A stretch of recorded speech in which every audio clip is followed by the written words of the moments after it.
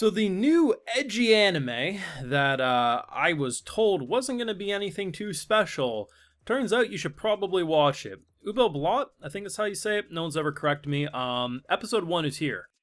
It is, I think, streaming on Amazon Prime. But I literally walked into this first episode assuming bare bones production, some sort of revenge story, and it would be, if you like Edge, you'll probably get a kick, but it's not gonna no, like, actually, it's really good.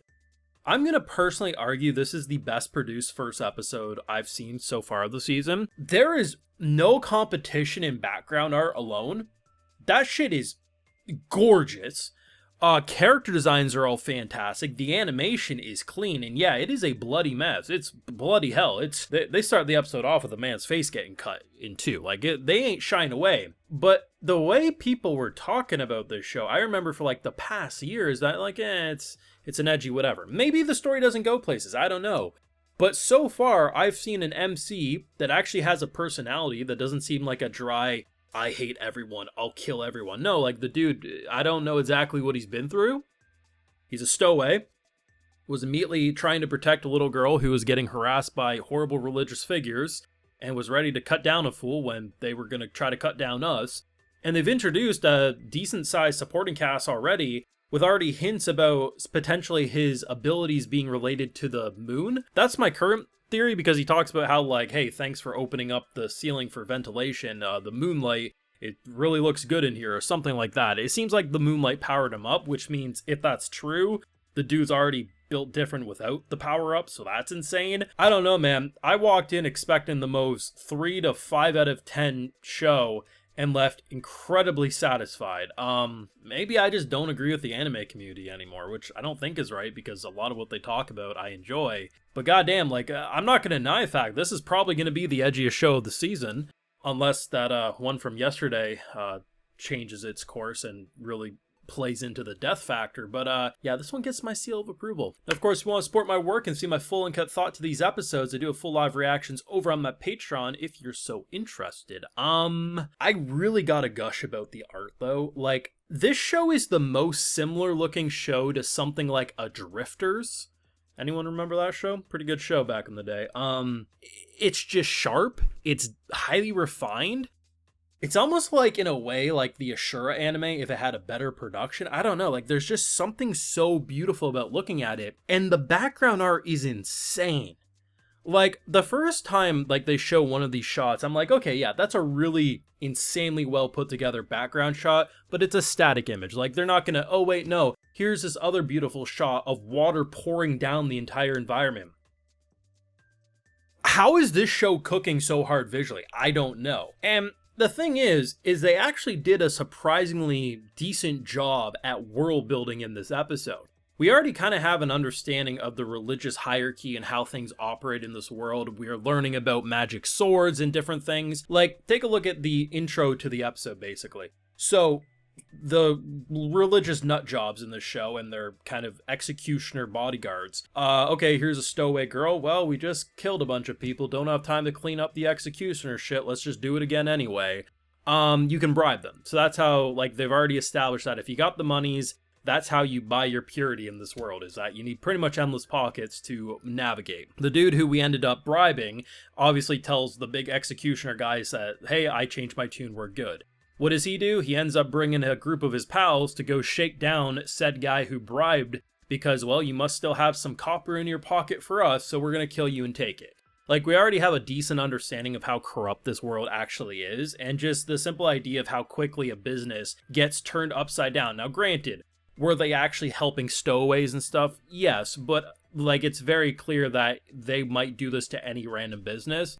And people not only lose their livelihood, they also lose their lives. Decent world building already so far in this episode. And like I said, production's insane, but the thing we fought, remove the big final boss fight we had with this Yeti looking creature. I don't even know. That thing was creepy, and it was smack talking. It was sexually aroused towards our big busty character, which granted, I get it, but some things should be left in your head, boss. But then I say this sometimes, but there's no other way to put it. Sometimes characters are out here in these shows moving around like they have maneuver gear from Attack on Titan, but they don't have maneuver gear, yet they're still flying across the screen doing that. Like, I'm not expecting the craziest battle choreography known to man, but I will admit it's more than just point A to point B, character gets cut in half. There is actually some style. Like, initially when they jumped us in the little tavern area, he falls down off of a big piece of like wood that was hanging up. I don't even know what it was. It looked like a boat or a sign, I don't know. And then it just kind of escalates from there. Really cool stuff. And like I said, like the characters' personalities, they actually feel like characters. Like we're already getting this like kind of PTSD with the main woman who, I don't know, like she calls both our MC and the girl a kid, but I don't think our MC, I'm not even gonna ever try to say his name. His name via words on screen and what they say do not line up for me, so he's our MC. I assume she's gonna get the hots for him, and maybe there'll be some controversy if, like, he's really, like, super young compared to her. I don't know. But either way, like, she has this PTSD against, like, this big creature that, you know, obviously caused her havoc and death a few years ago.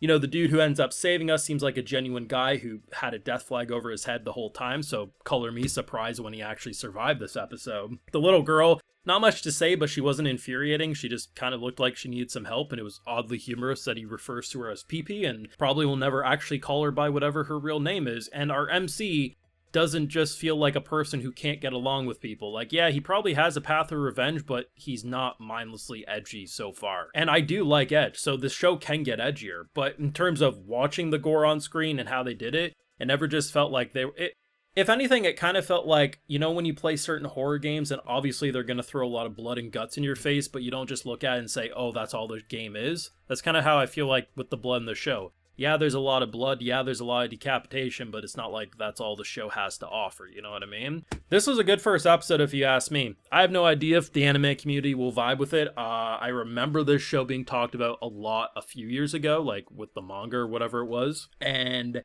then the anime got announced, and I felt like there was a lot of negativity surrounding the anime announcement. I'm here to say I like it. I would like to cover it on YouTube if people vibe with it. I think it's great.